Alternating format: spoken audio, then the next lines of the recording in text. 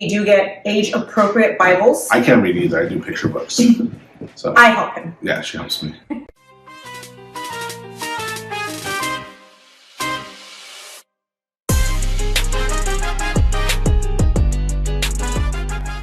In every single household, maybe not every single, most households, there are always different ways that responsibilities and contributions to the family are handled. And today we wanted to share how we do ours. They're important for our family identity. They're important for establishing good character within your children. And so today we want to go over how we've handled that in the Gonzo family. From the time the children wake up to the time they go to sleep, there is... No food. I'm kidding.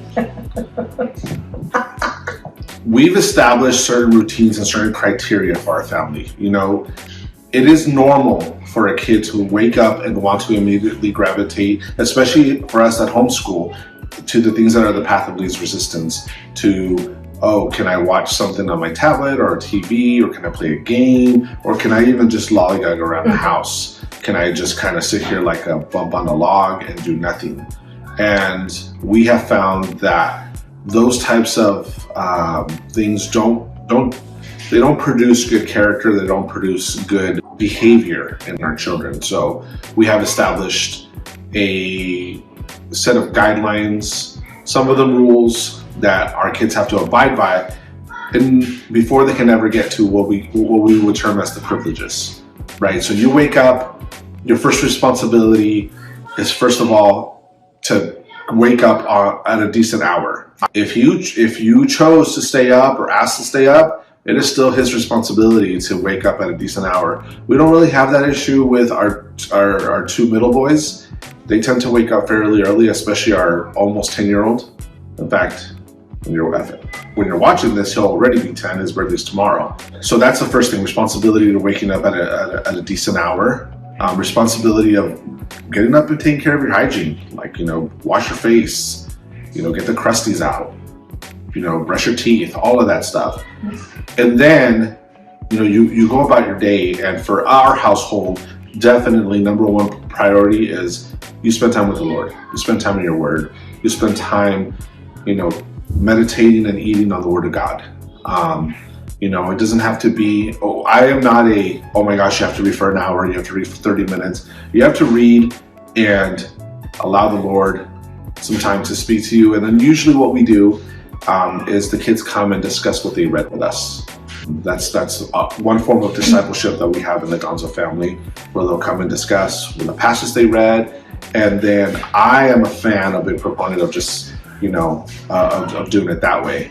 Yeah, so as far as the time with the Lord and the Bible reading, it's really neat because you get to have a really nice gauge of what your children are understanding.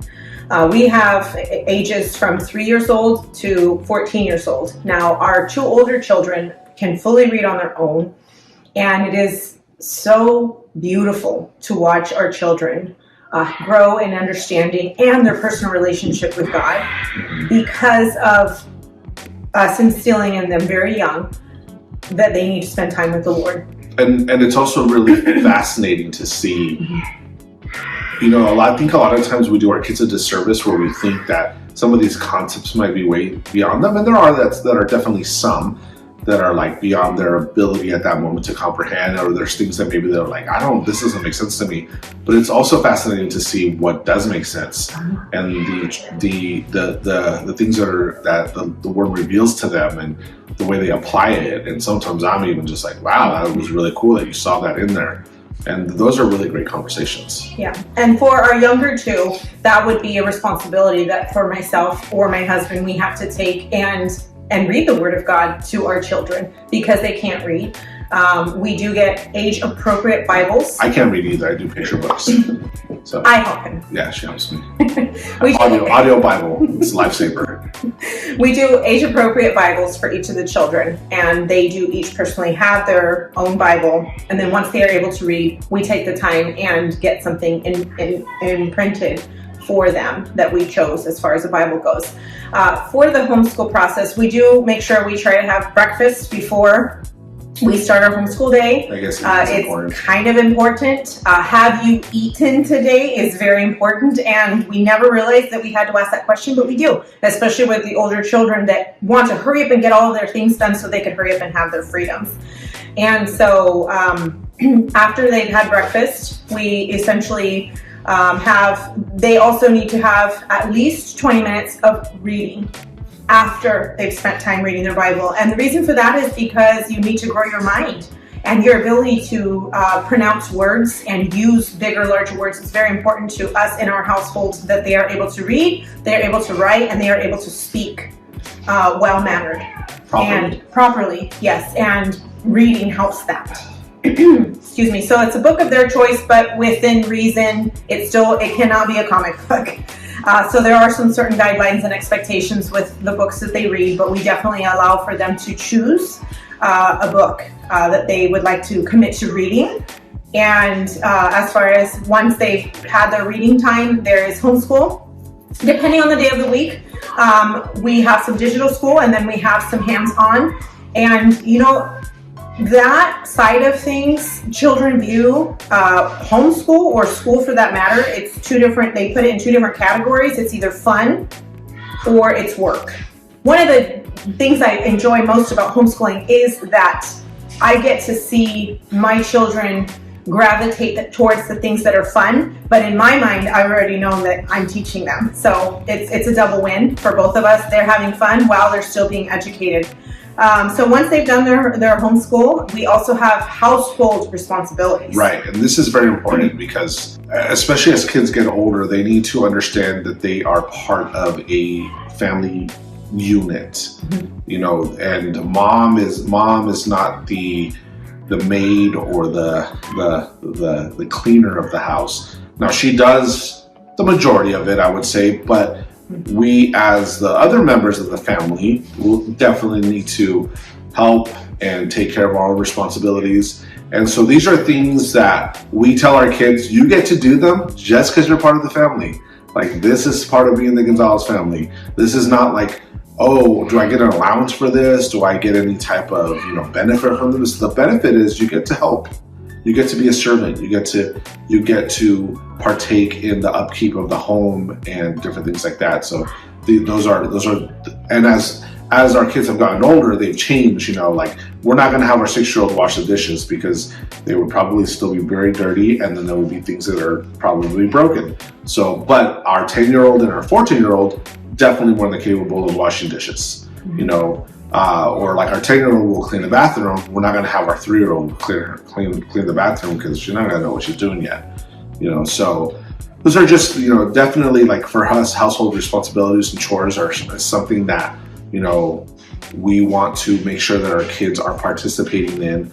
And, whether it's doing stuff outside in the yard, cleaning up the lovely leftovers dogs leave behind after they've eaten, whether it's the lovely dog poop. That they wanted, the dogs they wanted. Right, so that's part of their responsibilities. Yeah. And I told them from right off the bat, like, that is not picking up dog poop. That's going to be all you guys. I've definitely cleaned up poop because it's not the poop that I want anybody else cleaning. Well, yeah, because there's sometimes one of the dogs. There was like diarrhea. The dogs have gotten sick or something. She's like, the reason why we wanted to talk about this is because I think we are in an age in our society where I think kids, by and large, do not have responsibilities sometimes. And I mean, frankly, they grow up kind of expecting things just to always be easy, or they don't understand the value of hard work, or they don't understand the value of contributing to a team, or like all of these skills are good things for if eventually they're in the workplace or different things like that. Like, the family unit is where they learn the skill of being part of a team, where they learn about, helping one another out. And, like, there are times when it's like, hey, your brother's sick. Why don't you do the stuff your brother normally does, because if I'm at work, or if you're at work and your coworker's sick, you have to pick up the slack. That's just kind of how it works, right? And so that's one of the values of responsibilities. On top of the fact that, biblically, it's good to work, to do things like that. And the other thing that I have found is by giving your children responsibilities, you're also giving them the opportunity to acknowledge when they are being served. And so what I mean is, my 6-year-old, he puts dishes away. And so if he goes to do that and realizes that it's already been done, it's, oh my goodness, who did this? Thank you so much. There's a gratitude piece that they don't get to experience if we don't teach them that there is a piece of responsibility that comes with that. Also, I have found and heard through my 14-year-old, when he didn't have like a very clear set of expectations for the household, as we moved here and had to establish what are we each doing to serve one another and to contribute into our household. It's really important that we are clear with our children, but we also give them the opportunity to contribute as active family members in the household, but also as human beings that we're growing to go out into the world and be the next generation. Yeah. So ultimately, like, you know, I think kids thrive on structure. Now that structure is going to look different per family and also per kid. Some kids want a more rigid structure. Our 14-year-old is very much more rigid. He wants things very spelled out, line item. What exactly do I have to do? Our 10-year-old, more carefree, but he still needs structure. And part of that structure, for whether they're 14, 10, 6, or 3, or anywhere in between, is having responsibilities. And especially as, you know, now we have a 14-year-old and an almost 10-year-old, it's about transitioning them and helping them understand that, hey, part of growing up is being a young man or a young woman and eventually an adult is getting more responsibility. And I think we do our kids a disservice when we don't build that structure and those things into their lives, and then all of a sudden they're adults that have to have responsibilities and they don't know how to handle that. Yeah, and then you and I have to work with them. I did create a checklist, and that's actually the really neat thing, is that my 2 older children, they're very different. Each one of my children are different. Both of them have asked for a checklist so that they could be clear on what is expected of them. My older one, for the end goal of being responsible. My second older son, for the end goal of being able to have privileges. Either one is fine. Both of them wanted to know what was clearly laid out for them and what was expected of them. So I do have that made, and I'm happy to share that template with you if you would like that. Comment below template, and then we can help you with that. If you enjoyed this video and want to continue to see more, be sure to comment below, give us feedback, and let us know what is it that you would like for us to make videos on. Thank you.